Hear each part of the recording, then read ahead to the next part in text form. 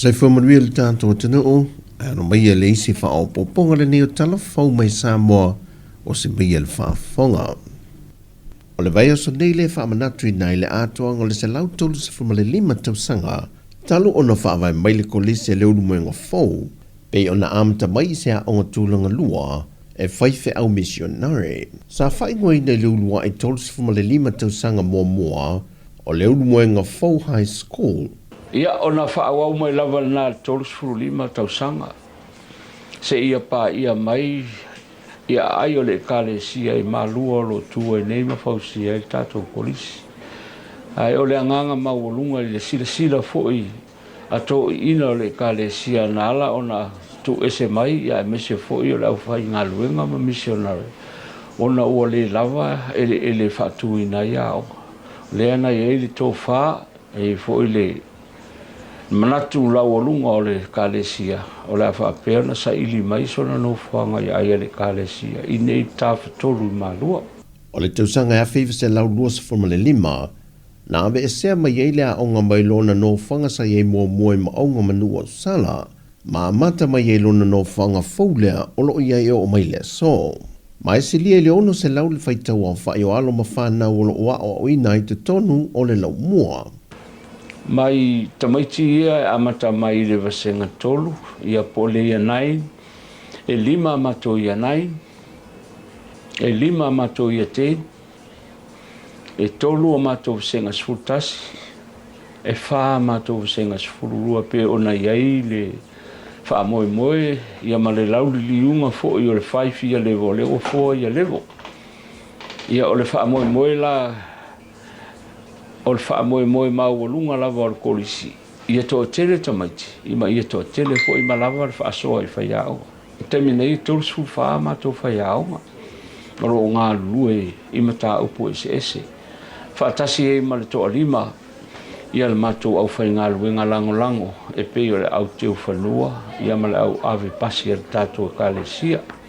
E ono se frumale lima afe tā la le fesoa swani na au maile e kālesia, le tāpenanga o le aso whanau o le se lau tautu se frumale lima o le lau mua. Ai o se sa o le kolisi ma le ainga whaia onga. Ai o le tupe o lo whaanganga e mātua whaia onga ma le lava loa o le kolisi whapea fo i tama mateni tuai. Fitus fulu afe le o tā pena e whaia i le whaalolonga ia manisi o vaenga o tutoe. Whaapopo whaatasi ma le onos fulu lima lea. Ia nawa e si lo fia, se lau mon tupu, ia pe se lau tolu lima, se lau sfulu walu pea.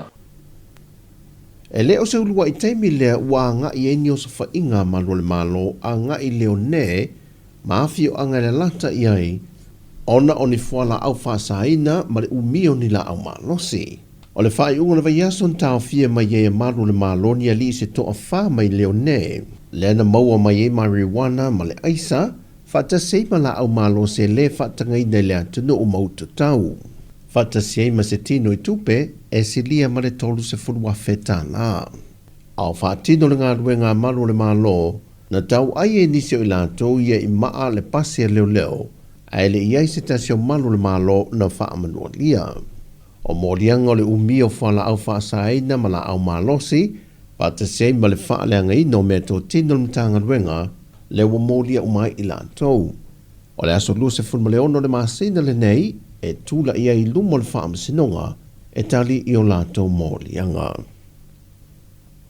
Wa toi whaamanu e ina fo ile sosaiete a whaasawa Sāmoa, e se tasi fe ofesoa swani al whaalapo pitonga li Asaki Kisuna Foundation, e ala ile fo ina leo se tasi fo o ta avale, e fesoa swani le whaafaingo fie ina, o le una i o por kala me whaalau i loa le sosaiete.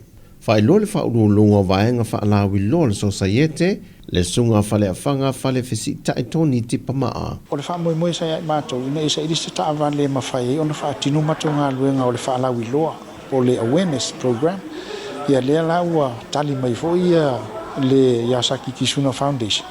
Pei fo na latou fo ai fo i le ta avan le lua fedu futolu, tausanga lua fedu futolu, ia i le pikiapu.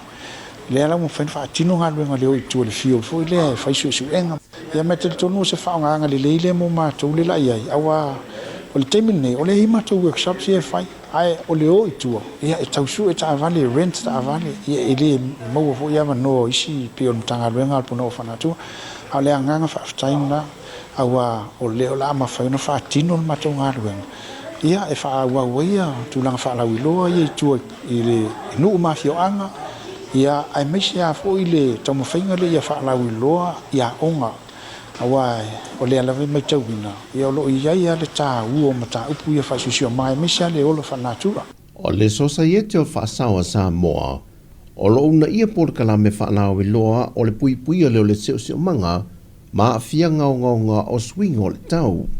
La tau te whaalawe loa ina fo ia a fia ngai le vao matua, o iniseti ma manu whaala fua. E meisi o le pui pui o lea o tūlanga o le whaasao, o loa a fia tele e fisuia inga o le tau. E tō lua alo lea tunu o mai le au si ua mea mamafa Samoa, na te liu mai isu e ngā siampini le laulangi sa whaia le Peru, ma pine sa wha manuia ina ai. Whailo mai le whaia aonga le au si ua mea mamafa Samoa, tu au Pepe Jerry Warwick, e lua pine si liva tasi le pine apa me mea, mani matati ana whaatuina i la ua ia.